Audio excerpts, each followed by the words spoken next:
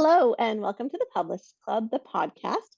I'm your host, Chris Kendall, founder of the Publish Club and managing editor of Surrendered Press. Thank you for joining us as we explore books written by authors that are likely new to you, but could very well become your next favorite. If you're a new or aspiring author and would like to become a member of the Publish Club, please visit thepublishclub.com for author services that can remove some of the non-writing details off your plate so that you can focus on getting your book finished and into the hands of readers. And if you're a reader, I hope you will enjoy learning about this new series and check out this book that we're going to share with you today. So today, my guest is Brooklyn Dean. Hi. Hi. So Brooklyn, tell us about yourself and your books and let us know all about it. Okay, so I am a fairly new author from sunny Australia. It's currently very, very hot here, and I'm wishing I'd lay it down a bit. But anyway, I have just started releasing a series of small town Australian romances, rom-coms.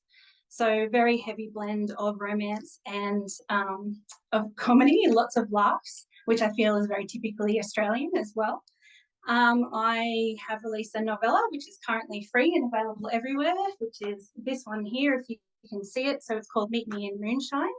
And it's just my little freebie introduction. And I've currently got one novel out and I'm releasing my second, which has become my whole personality lately. And yeah, I'm really just enjoying the ride. Okay, so it's a rom-com set in Australia. Tell us a little bit Yes. about like the first book or the setup of the series. Okay. So basically what happens is it's following a group of school friends at different points in their lives, and sort of picking them up when they're at their lowest points. So in Meet Me in Moonshine, we see Jillian, and she's struggling with the death of her mother, and it's kind of about her coming back into the world and finding that light and that humor again. In my first novel, I'll pop this one. So this is The Right Way for Love. This one is about a male romance writer who's really struggling with intimate scenes.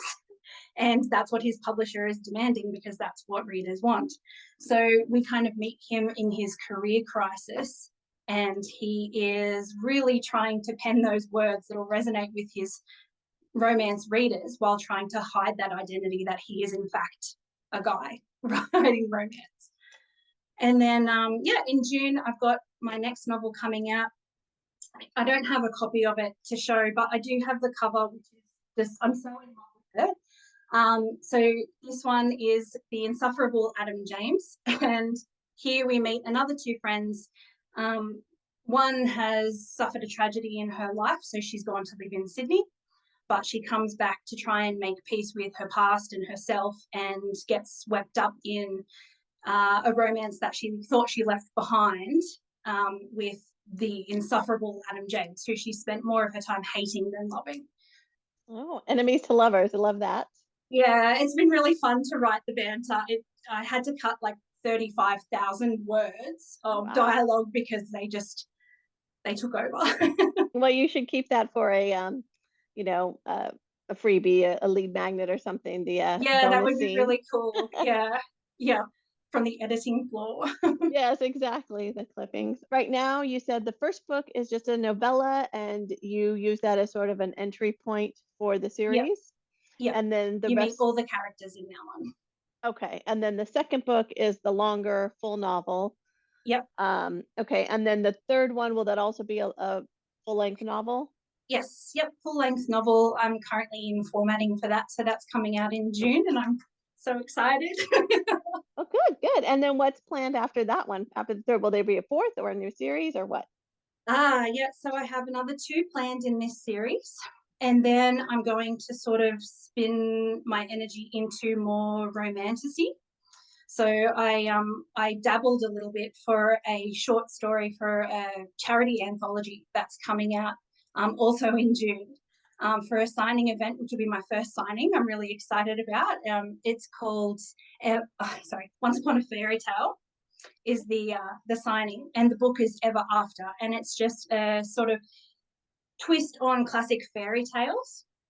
And so I wrote a Little Red Riding Hood retelling for that. And I just loved putting my creative energy into magic and shifters and vampires and, all this sort of stuff that I Oh, haven't explored before.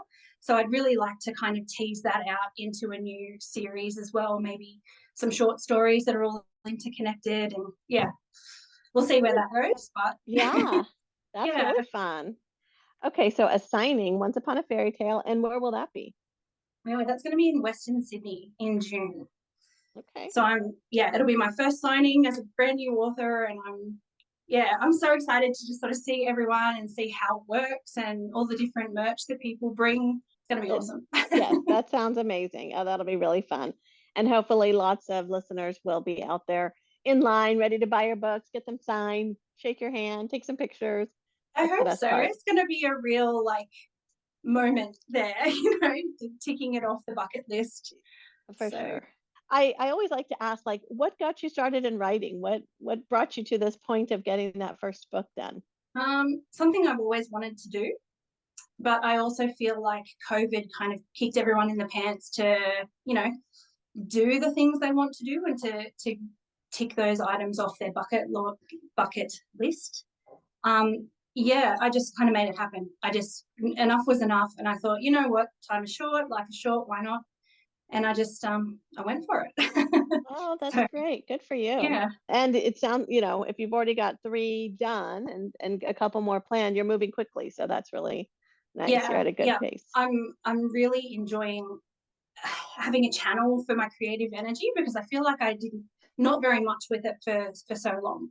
So by day, like I'm a teacher by trade, so I put a lot of energy into that and into resources in the classroom and excursions and all that kind of stuff was my creative energy for a while. But now I've been in that job for a decade, and it's not getting stale, but it's become routine, and I needed to push a different creative path. And so, yeah, I'm really enjoying just funneling all my energy into these projects and, yeah, living the life, hopefully. I'm really happy for you. I'm really glad that you went for it and that you're having so much fun still and you've got some exciting things in the works. Now, if people want to buy a copy of all of the books, any of the books, where's the best place for them to go? So I am available everywhere. Everywhere you can buy a book, you can order my book. It's always on Amazon. Everything's on Amazon. You can get it on my website, which is www.brooklyndean.com. Or literally just walk into your bookstore, your favorite bookstore, and order it in. It should be able to happen. So Good, thank you. Okay, well, I'm so glad that you were able to join us today. Do you have any parting words before we say goodbye? um no, I would just really encourage people to, well, I said no, but I mean yes. Everybody does it. Every I single person does that. I feel like that's also a very Australianism. Yeah, no. Every person does it. No, not at all, but No, I would I'd like to just encourage people to try a new author, especially an indie author, because there are so many amazing books and reads and genres that are emerging, and it's a really exciting time to be a reader. And I think that people need to take advantage of that and, yeah, find a new person that they love, a new author. yes, definitely. That's great advice. I pretty much only read indie because I feel like that's where the interesting stuff's going to be, right? It's not like Yeah, cookie cutter, it's not formulaic the way, some publishers have certain things that they expect. And so you can just do anything you want and it's exciting to see what you've done.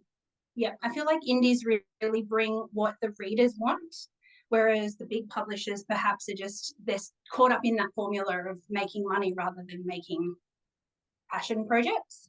Thank you again so much for joining us today. And for all of our listeners and viewers, thank you for joining as well. I hope you'll come back next time when we learn about another new book or series from an author that might end up at the top of your to be read list. And until then, keep reading.